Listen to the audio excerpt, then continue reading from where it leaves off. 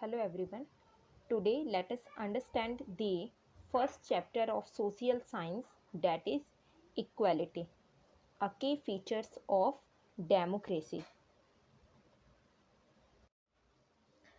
सबसे पहले हम इसका इंट्रोडक्शन जानेंगे। India has a democratic government. जैसे कि आप सभी जानते हैं कि भारत में कैसी सरकार है, एक लोकतांत्रिक सरकार है, which provides equality to all the people, जो सभी लोगों को समानता प्रदान करती है। Equality is the basis feature on which the stability of democracy depends. समानता की अब मूल विशेषता क्या है? समानता की मूल विशेषता है जिस पर लोकतंत्र की स्थिरता निर्भर करती है कि सरकार के द्वारा जो कामकाज किए जाते हैं, जो भी कार्य किए जाते हैं, उन सभी पहलुओं को ये प्रभावित करता है। भारत में लोग कार्यपालिका, विधायिका और न्यायपालिका के समक्ष समान है। समानता भारत के नागरिकों के संविधान द्वारा प्रदान किए गए मौलिक अधिकारों में से एक है। इस अध्याय में, इस चैप्टर में हम समानता के विभिन्न डिफरेंट एस्पेक्ट्स क्या हैं, विभिन्न पहलू के बारे में हम क्या करेंगे, डिस्कस करेंगे। सबसे पहले है टाइप्स ऑफ इक्वालिटी।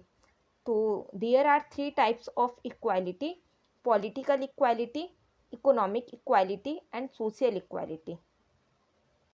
जब भी हम समानता के बारे में डिस्कस करते हैं तब हमारे माइंड में बहुत सारे क्वेश्चंस आते हैं कि जो लाइफ स्टाइल है या फिर इकोनॉमिक कंडीशन है वो सभी की एक जैसी है? क्या सभी लोग अपना जीवन एक शानदार तरीके से जीते हैं? क्या समाज में सभी लोगों के साथ समान व्यवहार किया जाता है? इस तरीके के कई क्वेश्चंस हमारे माइंड में आते हैं। सबसे पहले राजनीतिक समानता। राजनीतिक समानता उस स्थिति को रेफर करती है जब सभी लोग देश की सरकार के समक्ष समान होते हैं। भारत एक लोकतांत्रिक देश होने के नाते वोट डालने का यहाँ पर जो अधिकार है वो सभी को एक समान प्रदान किया गया है। यहाँ पर वोट डालने का अधिकार सभी को है, चाहे वो किसी भी धर्म का क्यों ना हो, वह कितना भी शिक्षित क्यों ना हो, चाहे वो अशिक्षित ही क्यों ना हो, वो किसी भी जाति से रिलेटेड क्यों ना हो, वो चाहे अमीर हो या गरीब हो, सभी को क्या है, वोट देने का अधिकार है। इसे यूनिवर्सल एडल्ट फ्रेंचाइज कहा जाता है। मीन्स कोई भी वयस्क जो 18 वर्ष या इससे अधिक आयु का है उसे वोट डालने का अधिकार प्राप्त है। ये सभी लोकतंत्रों का एक अनिवार्य पहलू है। यूनिवर्सल एडल्ट फ्रेंचाइजी की अवधारणा समानता के विचार पर आधारित है, क्योंकि इसमें कहा गया है कि किसी भी देश में हर वयस्क, चाहे वो अमीर हो या गरीब हो, उसे वोट देने का अधिकार प्राप्त है। नेक्स्ट है इकोनॉमिक इक्वालिटी, यानी कि आर्थिक समानता। जब हम अपने देश के सभी नागरिकों की आर्थिक स्थिति के बारे में सोचते हैं तब हम समानता नहीं पाते हैं। आर्थिक समानता का मतलब है जब सभी लोगों को रोजी रोटी की जरूरत हो।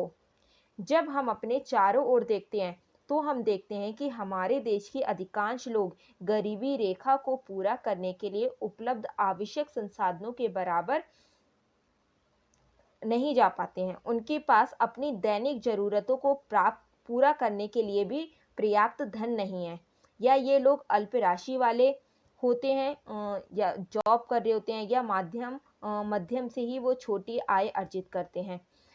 वे समाज के अन्य लोगों के साथ उन्हें समान बनाने में सक्षम नहीं होते हैं। उदाहरण के लिए जैसे कि सुशीला एक झुग्गी में रहती है और उसके घर के पीछे एक नाला है। उसकी बेटी बीमार है, लेकिन वह पैसे की कमी के कारण अपने बच्चे को डॉक्टर के पास नहीं ले जा सकती।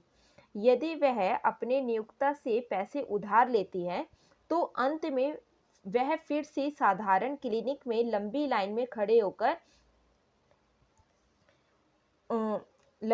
खड़ी होती है। उसके बाद में क्या होता है, उसका नंबर आता है दवाई लेने का। लेकिन अमीर लोगों के साथ में ऐसा तो नहीं होता है ना। अमीर लोग क्या करते हैं, अमीर लोगों के पास में उतना पैसा होता है, वो अपने जाने माने निजी डॉक्टरों से सलाह लेते हैं और उनकी बेहतर स्थिति, जो आर्थिक स्थिति है वो बेहतर होने के कारण उन्हें लंबी कतार में भी खड़े होने की आवश्यकता नहीं है।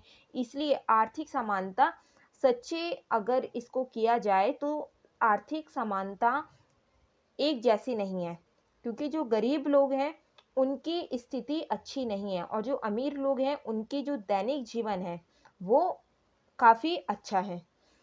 नेक्स्ट है हमारा सोशियल इक्वालिटी। सामाजिक समानता का अर्थ क्या है? जब लोग किसी जाति, धर्म, पंथ के होते हैं तो समाज में उनके साथ समान व्यवहार किया जाता है। वो चाहे किसी भी धर्म के क्यों ना हो, किसी की जाति के क्यों ना हो, सभी के साथ जो व्यवहार किया जाता है वो एक समान किया जाता है। लेकिन सामाजिक समानता भी सही अर्थों में भारत में नहीं पाई जाती है। कैसे? भारतीय समाज विभिन्न जातियों और पिछड़ों में विभाजित है। यहाँ तक कि हिंदू धर्म को मुख्य 4 भागों में विभाजित किया है।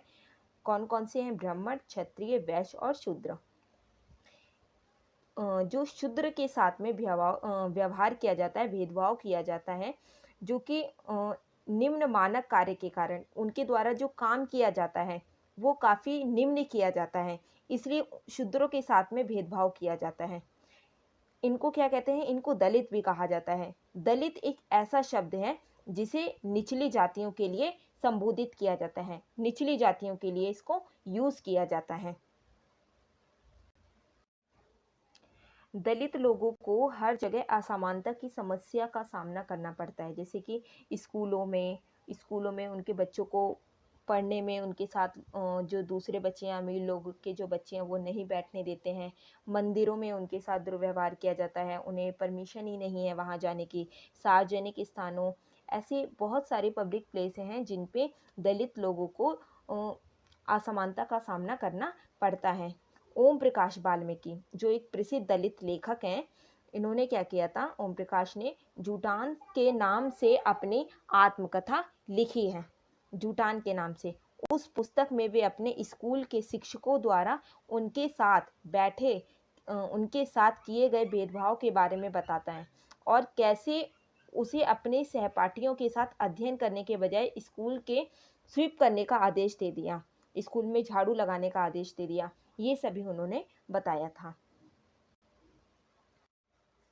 नेक्स्ट है इक्वालिटी एंड डिग्निटी। देखिए डिग्निटी का मीन्स क्या है? डिग्निटी का अर्थ है व्यक्ति का उसकी जाति या धर्म के संदर्भ में सम्मान।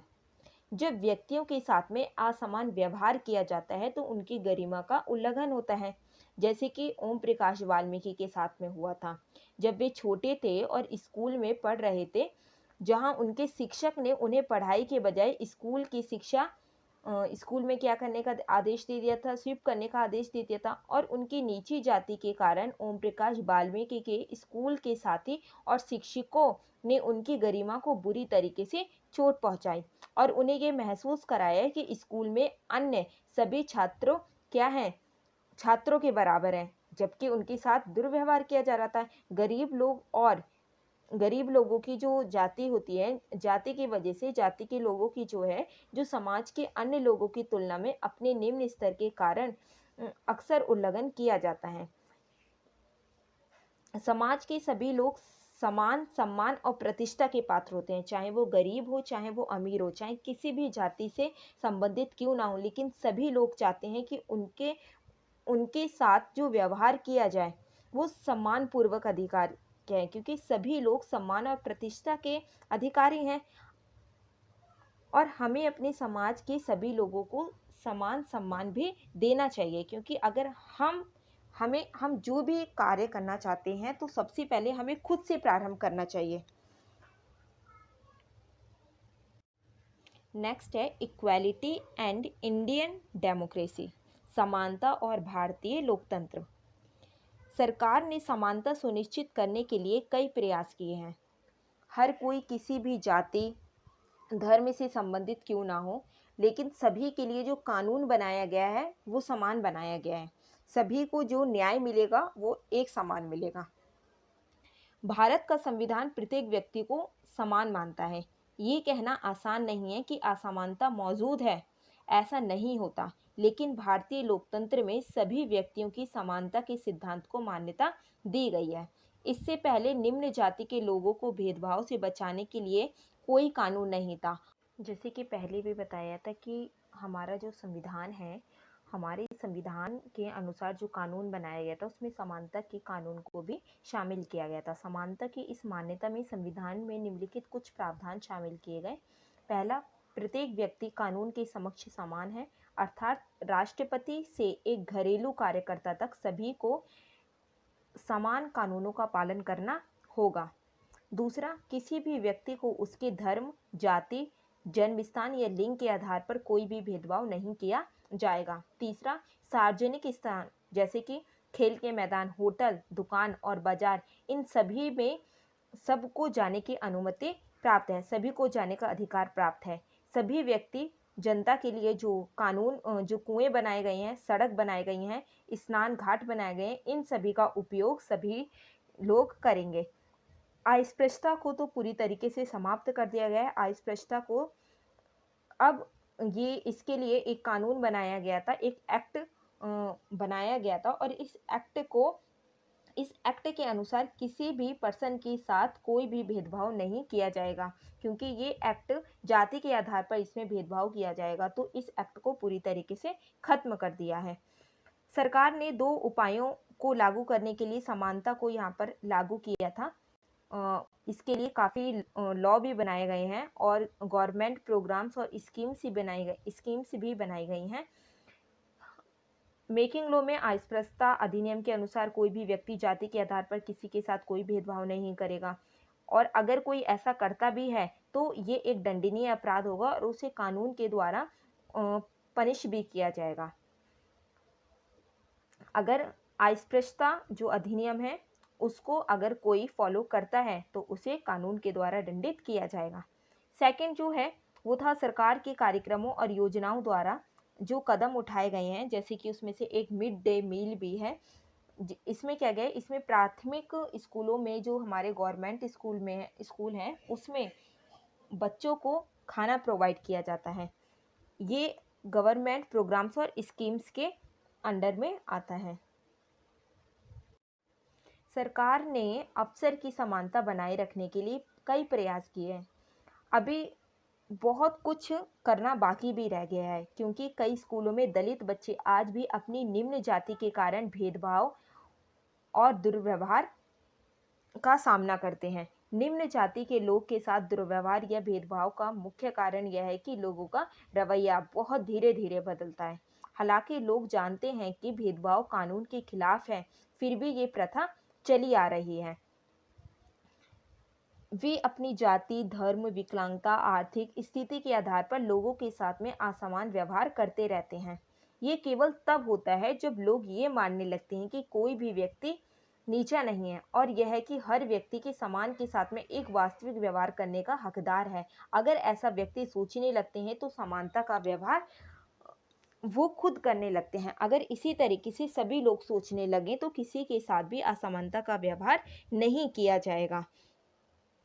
नेक्स्ट है इक्वालिटी इन अदर कंट्रीज। देखिए, ये जो असमानता की अगर हम बात करें तो असमानता केवल हमारे देश में ही नहीं पाई जाती है, हमारे भारत में ही नहीं पाई जाती है, ये अदर देश में भी पाई जाती है। फॉर एग्जाम्पल श्रीलंका और यूएसए की अगर बात करें तो श्रीलंका में आज भी भाषा को लेकर यहाँ पर भेदभाव किया जाता है। यहाँ पर नौकरियों को भी नौकरी के जो अवसर हैं वो सभी को एक समान अधिकार प्राप्त नहीं है। नौकरी के आधार पर यहाँ पर क्या किया जाता है, लोगों के साथ में भेदभाव किया जाता है। संयुक्त राज्य अमेरिका में अफ्रीकी अमेरिकी जिनके पूर्वज गुलाम थे, जिन्हें अफ्रीका में लाया गया था, आज भी उनके जीवन का वर्णन काफ़ी हद तक असमान है। उनके साथ वो भेदभाव जो किया जाता है वो रंग के आधार पर किया जाता है।